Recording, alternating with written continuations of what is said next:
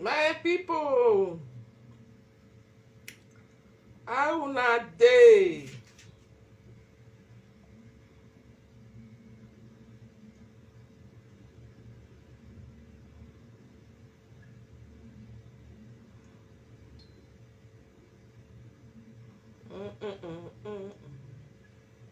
Alalwe adie ma ogun gbo egbegbe we. Babo la wa egbe we gbe. Ayilalwe o, brother neme kia. Brother yawe sodri ye kia we o. Ohirogbe. Owo taye lati han. Era meje o. Èmi náà mata fo. Ate otani. Wagate me na fo. No make na fo. Orogbu meke, orogbu we, orogbu franco. Ifeanyagbe no. Awa gbuwe franco. Urawe la video phone o. Ya so wo wa. Ifo vita no go men. Eri la luwe. Baba we dey smile, eri la luwe. Baba we dey smile, la mu eri la luwe. Sáré sọ pé kíkẹ́ o, nà rí dé báwẹ̀ o. Àgbọ̀nfíà ní nẹ́ni o, ẹ̀yìn igi wá sí ọ̀sà. Alálùwé náà o, nọ̀rọ̀ èrò máa. A presenter ní atọ́ta kébò, ọ̀nà gbé 3 years o. Ọba sì kẹ́kàn o, èdè masọ́tì rè wá. Wúwo yàsèrò mọ́ o, wẹ̀yìn rẹ̀ ìsọ̀jọ́ náà. Orú ọgbọ́n mẹ́kàn, orú ọkàn gbọ́ o. Alálùwé náà, ẹ̀yìn lálùwé o. Fàvítà o, ẹ̀yìn lálùwé. Iyọ̀bọ̀ náà o, lórí ìyẹ̀kọ̀ ẹ̀tì. Ẹ̀yìn lálùwé o. Ìbẹ́ kí gu ẹ̀gùn o. Pẹ̀ má yìrì o. Ùdè ní tèrè nù o. Lọ́wọ́ fún ẹgbẹ́rẹ́ náà. Ùdèrí ní ẹnu o. Lọ́wọ́ fún ẹgbẹ́rẹ́ náà. Ekú ìnígú ẹ̀gùn o. Wẹ̀ má yìrì o. Èwọ̀n gbọ̀ngàn abẹ́sùwẹ̀. Ùrà ìwọ̀n náà o. Bàbá wẹ̀ ìdè sinẹ́. Ùrà dé la fídíò. Ẹ̀yìn dèvi o. Ìfẹ́ kílápì yìí máa ń. Baba we dey smile, ẹ̀yìn dèvi o. Ìbẹ́ kípa náà o. Wẹ́ni ló gé wọn o. Baba we dey smile o. Baba we dey smile, ẹ̀yìn dèvi o. Alálùwé náà fà Victor. Nọ̀rọ̀ máa. Sọ́jọ́ náà o. Ìwé bàbá náà o. Ọ̀yà dáná kún àdé supermarket o. Èso omi gbóná o. Ọ̀rọ̀ ya dáná kún ẹ. Ìwé náà mi ẹ̀rẹ̀ Facebook o. Àyàn yà ẹ̀ wọ́n o. Bàbá we dey smile. Ẹ̀yìn lálùwé, òwe rí máa o. Èmi náà gbé piano, ọ̀sìn òpì àkọ́tọ̀. Ó pé ẹ̀dọ̀wẹ̀ kí o, wẹ̀rẹ̀ rí lálùwé, òrà làdíà o. Orúwà iye wa o, wàrẹ̀ iye wa nà lálùwé, ẹ̀yìn iye wa nà lálùwé. Fàvítà náà ga, ẹ̀yìn lálùwé, ọ̀kàwé àsàrẹ́sì o. Ìwẹ̀ kẹ́rin lálẹ́ o. Fàvítà náà o, àsàrẹ́sì ẹ̀ ti pààyàn wá rè. Àmọ̀wé tọ́bù ẹ̀ dé Rómà o. Ẹ̀yìn lálùwé o, ẹ̀yìn lálùwé. Uwe gagbuwe o, denuwe láwẹ̀ kí á lá o. Uwe gagbuwe nẹ̀. Ọ̀dẹ̀ lára rọ̀bọ̀ o. Ùtẹ́ fi àwùwẹ́ dẹ̀rì o. Ùtẹ́ fi àwùnẹ́ o. Àgbọ̀wé mi lága lórí wọn o. Àmọ́ mi ò ń tán òkè. Ẹ̀yìn lálùwé o. Uwe gbọ́mọ́ o. Uwe rẹ̀ sí ìrún o. Ẹ̀yìn lálùwé o. Ẹ̀yìn lálùwé sí o fà pé kú sàlálọ̀ fà Victor ẹ̀yìn lálùwé. My people. Una good evening. I don come back o. But when I me share this video, when I go carry that idiot come, that Alálùwé wey dey sleep with married women, when I go carry am come, abota Alálùwé wey dey sleep with married women, Waya muere osu nwu doge egbewe egba tosi egbo hanwe egbelegbo gbe doge yaze na osun wedene worowa iyaze na ekwe mu ni awo ti egba awo pe opa madoga o na ki ona mwe frakiri ya frak wu yo mu yen ya iyaze na ekwe mu ni Jesu oboga awu ya ve geneti emi tane la egbe o alaluwe emi tane la egbe dogo to no koku e ni ya I Jesu oboga aga ati opi ake wato I Jesu obo now they call the man where they sleep without Janet alaluwe come debunk am if na lie they tell and they talk me I go fight you with truth but you gonna talk lie wetin your eye no see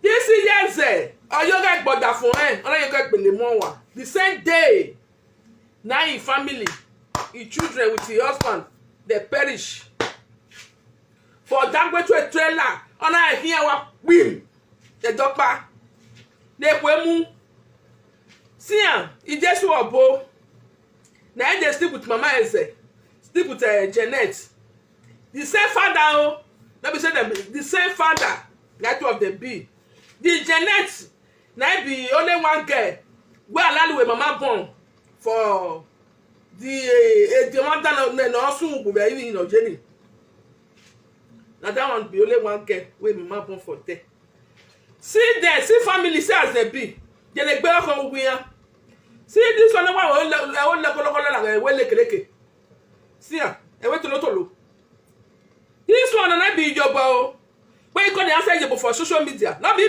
Ijoba o na this is brother na they call Ijoba ona Ijoba eyin yo Ijoba yo saye mere sa no samanjere no samia mi ajegbo o ni ona ya jo saye mere no gunpo e wa gun iyase wa sun wedere worowa iba bo fiekule lo bo fiekule lo we kiana uwe ni we atuma be wado ya gbere media wa wa tun en na we ki opa there is zagadagbo even the man when you dey sleep with them Mexico now is that their village for them is zagadagbo be zagagbo I don't know what they call the village okay I hear now they say the man see for come o when you the man make ere money when the man kere Mona see alaluwe son o Mona see am now you come dey talk to me when you got lands you no fear so that me want to learn alaluwe I go too beat you you go regret your life the day when you jam me wetin your eye no see wey come bear witness for na me and you for this social media since when you promote when you share my husband video that day you know how many people just call my husband they promote am o go dey share am again o carry video dey share if no share am walking out boy yo oh walking out boy yo wanna show you about alawe gbeyan if you no share am go out boy yo wa mi o if you know what to good for you just dey share the video so that we never know make it dey know am you never know make it dey know am good boy egbo sun wedere worogba aye na ewe na o vi un tan era ile ni wele ni biwa na wona ma ke na mo era je I sister pikin Janet what they call am yes pikin come Osamu na who couple they do for those state who couple when you go see ashi were ashi poto your own blood sister pikin they do hook up for Nigeria for those states you never put rope for your neck make you tie am o but another person no let am get peace the money wey they want for social media what take am dey do come tell us no gba ma gbon iye agbon re no ro ne gbogbe The year where yahoo. If children, 2 of the children they do 419 for those 30, you never feel go beat them. You not feel do them anything, no. But another person, yo, then they see. Oh, go here, Bolan. If I go Allah will be, now you call the advice. When I see video way do today when I even see. Where the advice, what do they call them? Asaboro. They will talk about that video. What here? The family. Every information that is being gathered, every meeting we hold as a family, everyone will know. If not due to social media people. Oh God, boy. Then, I now have another strategy. Oh God, boy. La leg will buy you. Mona go pay money when I eat. The money when I talk for beer, when I go pay. Because I go book when I bought one. Who sit there. Mona see them. Oh, I bet done. For my head. Then you know what? I cut off the introduction from my family. Like, you know, if you're not bro. I make an announcement where the family now my own introduction. You marry Kevin. Shut up. Yeah, about Alpha. So those money, and then I'm already on you go. But the man on the video of Mareva. They are all beside Abewa. You understand? They want me to marry Abewa, which it just in. Now, I see your card, Baba. You must know, no problem. No time. They make a proper arrangement. Everything was done. Shut up. Who know you as a for Nigeria? That because I even they know you put. When you talk, they say, as you lie, Rishi. I will walk up with the organ and they will give you walk up. Oh no, you are said you remember for a dust 30. Now because I even a family know you put. Wow, what do you okay go about more?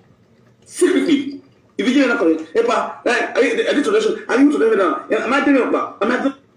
When I see them, I see they lie. People, even 2 people will even go there. 2, not even go. They don't see food chop. I'm actually a neck boy, be cool. And I go better or do I plan to have a social media?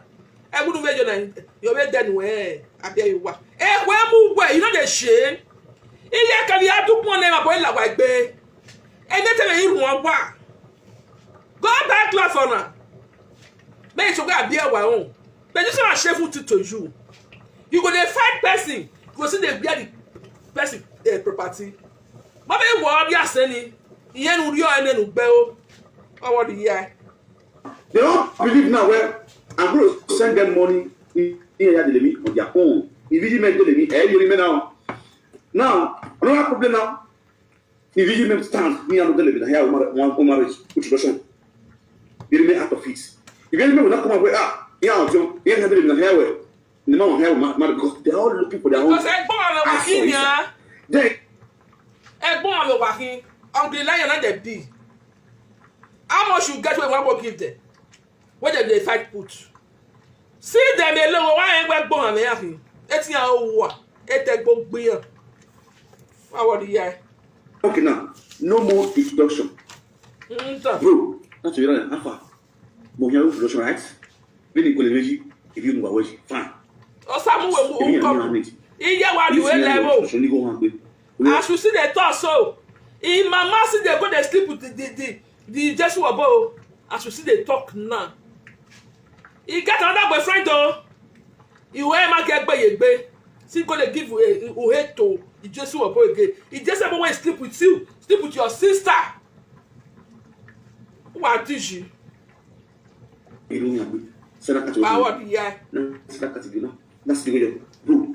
The motor, get your car. You give way. That's why I buy the money. Buy everything. If I know what they important for your family, if you are quietly and go there and do nutrition, I don't want my. If I want to be why. Simple. Really? He went on that very introduction day. My people. Ross, Alpha. That was the same very day. May you bring the video come and see Anna. Video when they do the thing as they talk and so. Post time we will see her. Man, everything I lie. Oh, Kevin, good evening there. Everything I lie, man, no man now. Oh, okay. Oh, okay. Like by the Provoke. Egba to sinu kere wa boy la wa yagbe. Egbe dan. After we give it to me, Rosafa.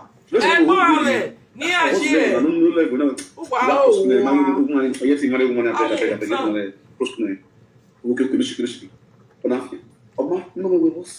Just imagine, oh. Now burial the day so.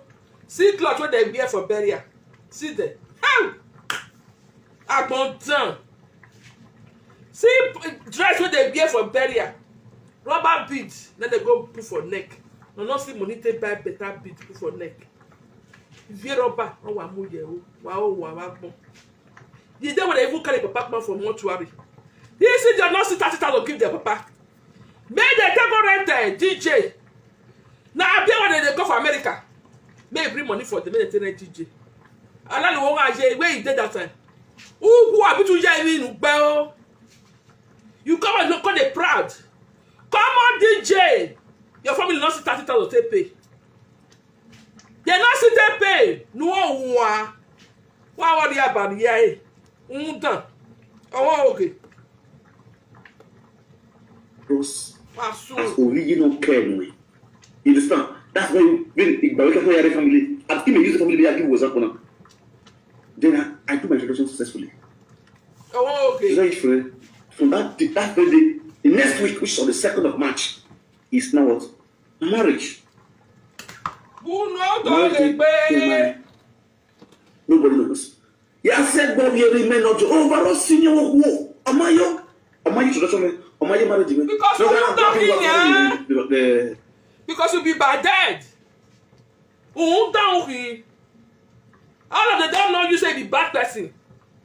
They say they don't want to follow you go down your woman place. Now they reject you. Now they reject you. Because you want to yeah, you to war. You be man ho. Other from no water. And I reject you. No bell out more. Oh, go on, boy.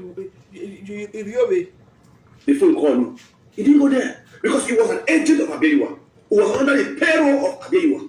He's fine. I don't have FIG. Me come with a family, no small family. He your way I give you example. You make nine. I met Benofona. I met Benoja. No mercy me. Why you know what I expect? Just to follow them all. Especially the other way go there. Why you what I expect? On your PA way. On your right PA way. On your right PA way. Everybody will be your PA to seek your blood. Oh, Samu. Now, Samu, they send a message. All those women, when they give you money, now Samu, they help you to go to collect them. Oh, Samu, now they do hook up for those states. You know, they shame. Your sister, they do hook up. How? Fouan Lalwe. Fouan. Nekwemu. Ahwemu, your way, Bawa. And that will lead to a lot of problems in the family. You just have to use your brain. Do you know where the marriage management? Enough is so that you're there. Every time you're managing, it was my brothers. Why is your why does your ogota? Ogota, why is your head? How? Salopua. Can I be on a tito back bone? Can I be on a tito back bone? Hey, Analue. Wow, you see money to buy food for your people. How much not to go rent soldier? So they lie. When anywhere you ever end 20, I'm going to rent a soldier. You know the shame. Come on, 30,000. You know, so take carry to give your family. Where your papa buy 30,000. They call the America. They bring money for them. When they want to do carry DJ. You know the shame. You go take money rent a soldier. Man, food. If family not see shop for them, but food not there. Ọmọ gbàgbọ́. Ela ẹ má gbàgbọ́ òun tán náà. Lọ́dọ̀ àtọ̀ọ̀gẹ̀ náà. Iye mọ́ mi ela ẹ rẹ̀ gbọ́ ẹ̀. Iye ya gbìnà so wa. Na this one pikin, the senior woman pikin. Na she husband beat her for there when they come for party. Ọmọ mi sẹ́ mu so wa. The phone na mu gbé mi. He not see party rice carry come for party. He husband beat am with belle. Be one pa am. the day wey he go the marriage o as we dey talk so that one don frustrate for my mama house wey dey get more for social media come dey talk to people anyhow all him family all of them wà ẹgbọ́n gbìyàn ọbọ̀ gbìyàn ọbọ̀ ní fi ọbọ̀dọ̀ mú kẹ́lẹ́ mú ikọ́ yá fi ọbọ̀ fi bì lálùwẹ̀ ọ̀rọ̀ igbá làtìyàn ọdọ̀ tóògì wàdà sọ ebi ìyànà ta ògè ẹ̀yà ọbọ̀ ńláwẹ̀ gbé ògè ìgbò ẹ̀ má gùn wọ́n wọ́n mi wẹ́ àyèrà wọ́n mi gbọ́dọ̀ yà fi sílẹ̀ lọ́yà wẹ̀ marriage wẹ́wẹ́ marry you do marry you marry about yẹ ògè ìgbò ẹ̀. Missing up, Mrs. Idiot. Mona like the talk o. Why say your the family not collect money for in hands. They go now let two of them even go there. Two way go, they not see food chop. They fight to go reach house. Yeah, been so why me like they go them move. See your papa better, see clothes with your people wear. See them. I better be this, see them. Go now, I want come here. Me go out here. Wow, that discipline was there. I did my marriage successfully. Also, everywhere was security tight.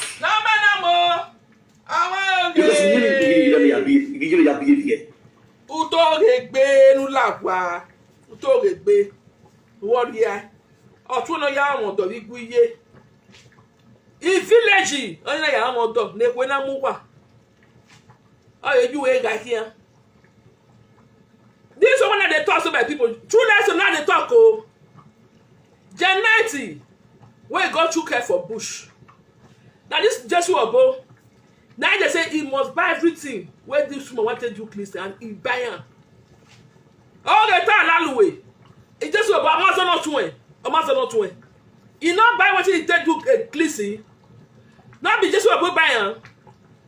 Useless boy. You do other person you now. You know if you let you come out for children, they're going to tell the whole world. Because here they don't know now for adulterous. The man where they you adulterous. The woman where they the same thing. Many say yeah it's a ball. I don't know whether they take and swear for una. Now just what go back waiting they take do cleansing. The family of the man where the girl married say almost son of working at where he the 3 times. Let don't do cleansing 3 times. I heard son. No, if you where you have where get big. Whether they take and swear for them, me I don't know for them. So if with this woman called a drag guy, one man whether they call it Jesus or Bo. And she does my answer. Jesus or Bo then go back with the do agba for her. Hey answer in Jesus or Bo do. Ala no all the time. Don't get down say you no gba wa gbon. Worry about the year. Mighty the top way other person you need they see. In Jesus or Bo say no tin on the genetic. Answer the genetic. Adesu wa What's up, my darling? Come on, I can't hear story. Oh, you just a come so. Make I teach you now. See, I love a family. Now the day here, so this one just put it down like a God wait die for Joshua. And this one be the guy say, working Monday. And the Monday they call the husband. Yeah, he did the day for a man. Then the day. This guy say. This is yes, wait, not wet so. No one be no, Wabon no soon, whether they were over, no cocoon. The same day, now that the family back, his children, about 5 of them, his husband 6 of them. That got the trailer, he perish all of them one day because of abomination. What should they do? He just said with one girl with mama born. What they call Janet, he just about the same village for them when they for come. It's a gonna go. He just about for still come home. He just about when they sleep with them. You gonna sleep with this idiot, Janet. And Janet get husband. He just about when they say he husband say he just about must buy what they want to do cleansing. The cousin they don't go marry again. Make it party, make go meet papa. People call they beg. As they beg, now they come say me Jesus Obo must buy what they want to do crazy for them. Jesus Obo, now they say buy am. Now Jesus Obo now buy am. See this one now one again. When I told 1 year say. Now mama pikin be this so. Now this one now senior. Now he just want Obo. Now he go buy what they take do agua for Janet. But now see who they talk to. When go call they talk to people anyhow for social media. All of your family, all of them are adulterous. No one will be adulterous. The one will be senior brother when they call Agbomare, Ere Junior, Papa Junior. Mokuna ask him, how many years a day when Mama Junior come for a house? When this at the end, he can't see it as again. When he doesn't say, it's just that they do Yahoo, they don't they eat money. Do my come back. He knows all. He knows all. Amazon. He not do pleasing for the woman, no. He can't enter house. He can't enter house, oh. Then he begin the nation. The woman, if I get one woman, no, because of this woman, he can't drive the big woman. They can't fight. Not be small fight. They say they fight, oh. If the woman say no, they come out, oh. Now his family comes okay. As he been leave them. This year, young man will not even know himself, so. Agbomare, the senior brother, where they call Papa Junior, then they call Agbomare. Then when just see police, he go just run. When I have vigilante, they come, he go just pick race. That one, now 2 wives you can't get now. If they for this thing where they sell zinc for I go remember the place now. When they sell zinc for near that side, for that side, and then pick come go rent flat for her now. This is the way they get man for social media. See senior brother, this one nice senior 2 times. This one see neck. No dey see food chop. E dey like hey. Alanu emi go dey get boy hey. No to agboro enu wa emi je wa ense yo hey. O ruo wa je onu o se. Unu alalu eje alalu emi go dey get boy hey. Oh wa you know wa o wa na. E gambo o you guys see e gambo mu we o ma you know laluwe. Alalu e not tell your people say na people should come dey live for Europe. Eh? O ma ta me gbe wa tun do alaluwe. E tu fi ege ki ani ni ku o. The video camera. If we don't want to yell, we just come here and go. No worry about ye. Mahamia to Moshe. No so. Man, when I'm lying, they talk. Everything where they talk, now lie everything. No one be truth. Oh, Bata. Okay, yeah. Now, they want me go out the neck, boy. The man, when they say they go, they fight Richards. He has been so why am I making me a helico? When I go on up on the phone, where you worry. I'm dying up here. How arrogant they are, boy. Okay, boy. It's not because they want the talk. Now they're they are abroad, and they're want to marriage. You understand that pump, that organ things there, which I try to make sure say no work. My marriage was not successfully, and after the marriage, I don't go marriage. Now they can't know. If you want to make peace with me, you go make. If you make peace with me, you get small from my hand. Because I'm going to feed you, not you go feed me. You guys. I'm not Provoke God today, baby. Let me go back. So they talk. One answer what they get now. Who you want feed? It's true now. You go feed them. Because they here all war. You know about who they Nigeria better pass who they Europe. Yeah, the like, but when I soon, then I soon go to the world. Yeah, this is no war. No, you get border for any war. Ona gbele mo wa na gbe o won gbe awon gboro o tun wa ze gbogbo ebi te na su wa popo no na so wa lo gun gbe wa o bi ai Junior wants no wa ko ma ete so fe mo le re mo tun you understand? So these things where I do so, it was totally out of my wife knowing. Mama mo. You understand? Hey. I don't want to say everything will be fine, everything will be okay, everything will be okay. Oh. But I know how we're dealing with my own families in my house. I know how to deal with them. Mona share this video. You used to be bringing a live video, talk about live video. No. We dey get down for inside house normally. E don gun ya gbo e na that one na ogun go kpai you put. Na here na. He say no dey carry family come social media. Come dey relate for social media. So another person family. Now you gather to carry social media. Ogun agbo la le ogun gbegbe we ni. Ogun ya gbegbe we wa sun with them orowa. Iba bo on la we pe. E no ka we ka gba ma le wa ta. When you concern that person family, you go talk am. Ogun gbegbe yes e. Iba bo on la we yes e gbe wa sun ogun. If you want to fight your family, you don't concern that person. Now you want to sit down their home, you go dey drag them, say you want make money. Oh, go to where? Oh, go to where? Kebe buba fungu, babalawa yegbe. If babalawa yegbe, babalawa yegbe. You want wa gbon.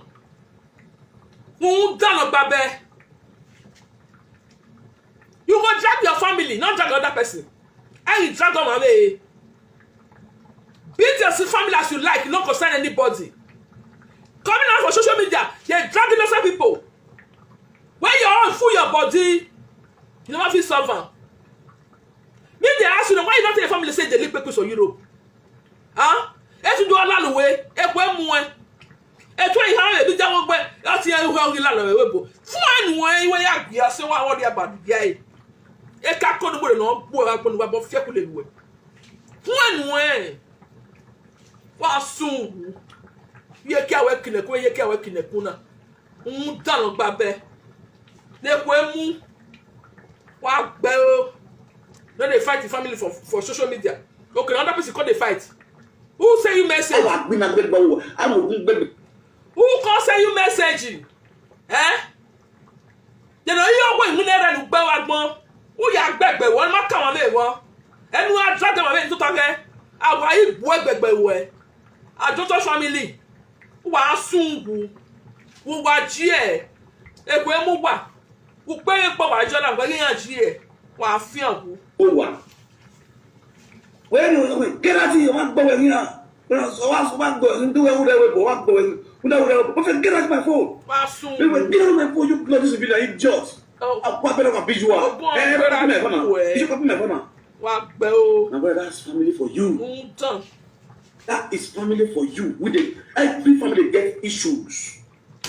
Not for you as a wife to be, not even a confirmation wife now. To be. Because they using direct. Who you talk to know herself? And you think, say, this video will be do so. You go marry that man today. If he's or if you got or a bear, you know, I go. That's true. Only few. That's true. I did like this man. My siblings they beg me, let's talk about it. Who they beg you? My put in peace. You know, you call that discipline because why? Or join him here. You come to here. You are the way they work here. How? And I went with a ball like the and I never had your Johnny Annie. Yeah, oh, why? I go beyond. Yeah, soon with the Worowa. Because me and low way. May I put it? Beg up no. Undawe, I am their elder brother. Because we are in Nigeria, and if you see the people go and they are abroad, people are so one. What you have you one day? Yeah, more than Boha. They will know me. Yes. Where they can carry our money. When I know Muriane, who were we asked to a day carry a j. Eh, brother, here will follow a hunt.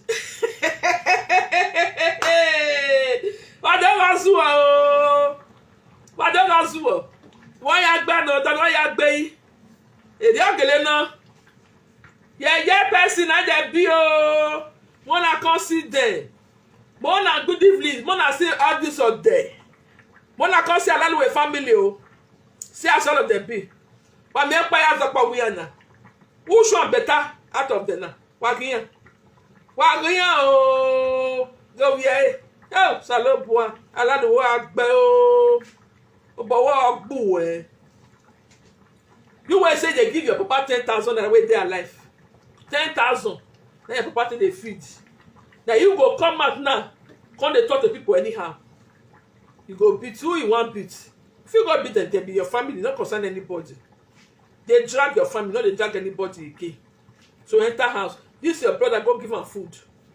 Because they're hungry. See as he be. A week or jena upona a bury na hina guy. Hey! What is your wagenya? Ena nya tolo. Obi okakere, okiyoma se eje. Ekwe adamu wa. Very soon I will see carry the other one. Konya ya gbedere. I get the picture. They don't know by it. And they come put that one join am too. Then I will see carry your former your wife. Bring her come out too. If you are wa ya yen wan do have your papa. Wa gbe o. You know how many years when this picture dey with me? When I not release am. Wa soon. Because I keep quiet dey look you ever since. Well, I don't know. Everyone make me come say I can't gentle, I'm not gentle. Oh, why you too the you not be human being, enter house. You not see woman money chop again and bedi they prepare you. Mami go bori egbe ikan. No wa ma gbon egbe yes. Yes, and you na they push you for this year. Go carry this one come, go carry this one come, go carry this one come. No the shame. Osamu where they do cup. They wemu. Like this remains stand. If you misbehave, I will mess you up mercilessly. That's good for you. That's what the serial they don't. Here come me and the full call. Let the guy go ahead.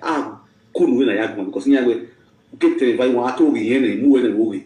Problem was sex as well boss. No, I will not. You will not because what you will live video. I mean presenter or presenter or content. Then it will not come up on media or do I talent no concerning family. It's social media. Family. Don't name me now. Nobody name me now. Nobody does nobody view me now. It was no war.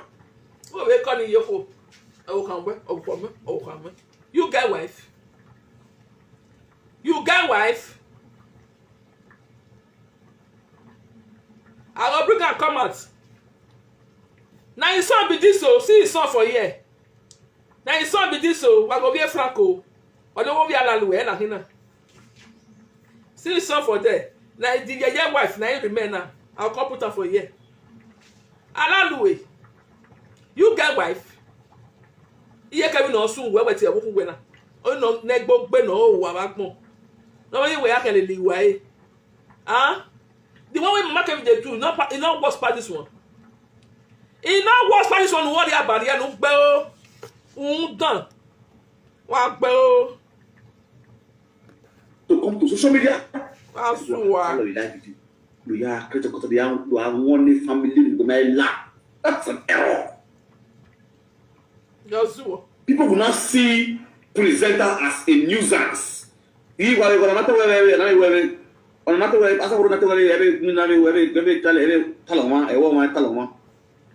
to a big family no matter Lara, social media. You give it to a form a one in the family no matter La. A boyfriend and girlfriend YYG. Hey, voila. Then they like doing young things in Yaki. You want to go answer. This one. You want to go answer. Area Sunuma Cordianuma life.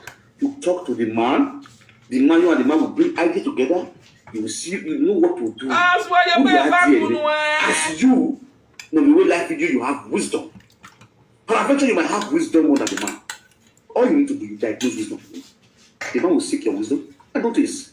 I am going to this is what I'm going to washing him. You don't wash it. He didn't want the person. But what not working? When they can they cry? If they regret, say, oh, you are me now. Or do I go and anyhow? That's why they regret. If they cry, say they do something.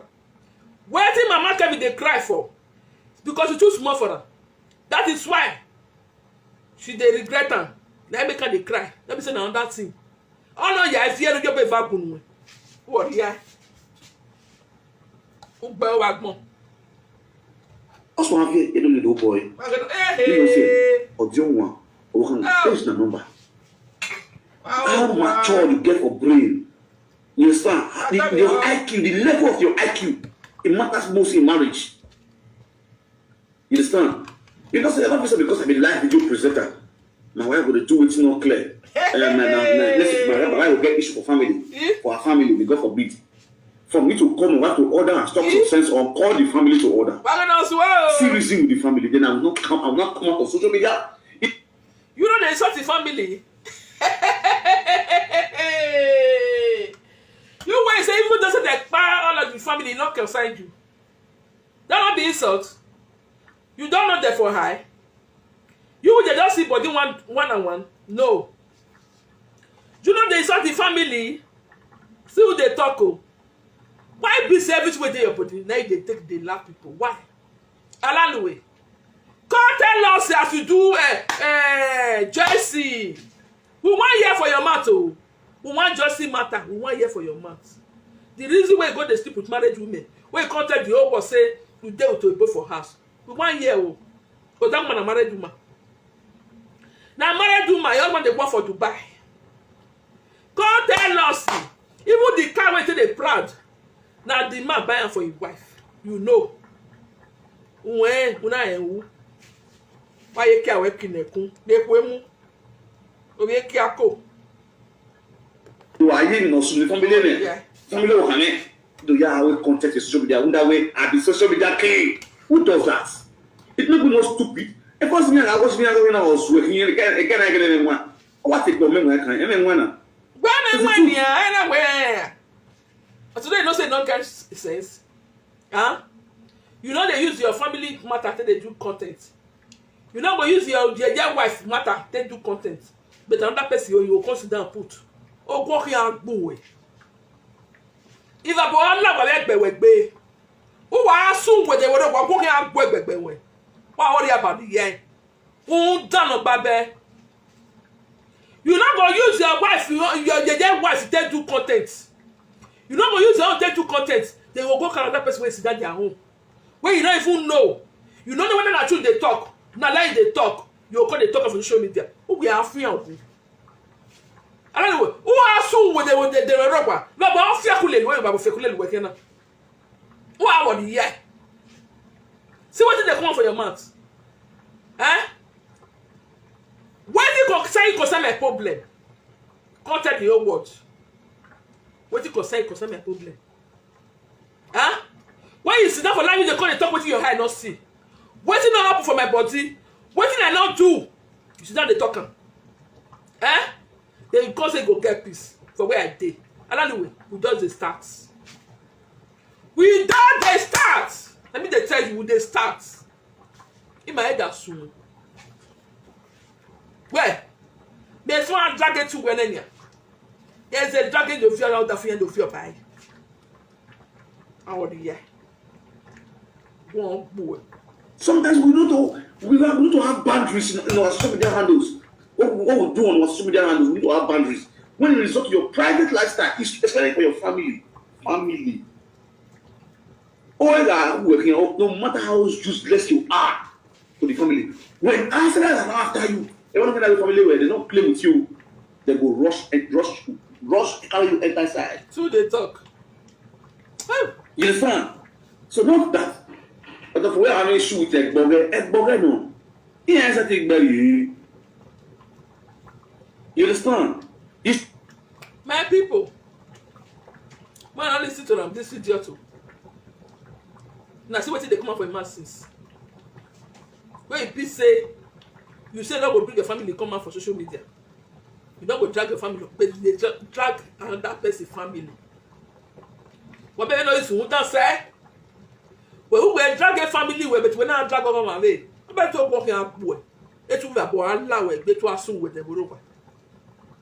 You better more. Allow it. This is your sister. What do they call her? Janet. Janet. Come tell us. If Jesus or Boaz, you work for Jesus or body because you know everything. You know everything. If Jesus or Boaz, Janet and Igeze, two of them sleep with one man. You know, Jesus or Boaz can't go do pleasing for Janet because Janet get husband. One of your way you have. So tell Pikin where you born. That be the man get Pikin. ọmọ no bien no be the man get pikin o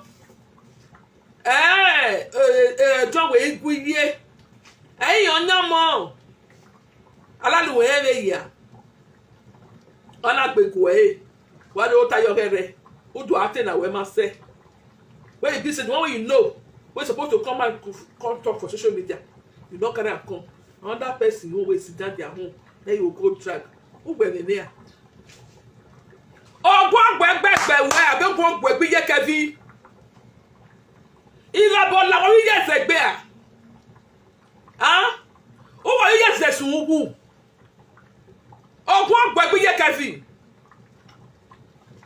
no wa na are gba tosi egbere ko emu egbere owa egbe dan egbe no fi owa yo ha egbe don trust wa wiya woo egbe don trust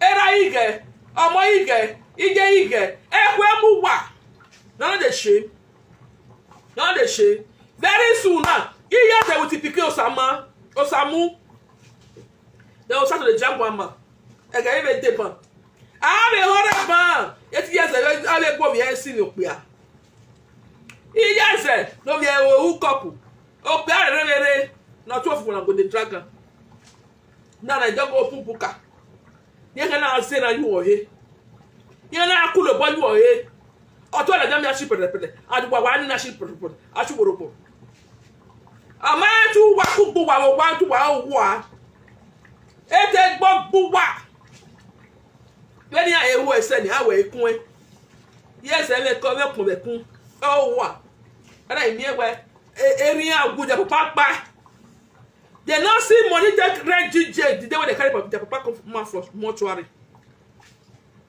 DJ 30,000 then they find they go they call a beer for America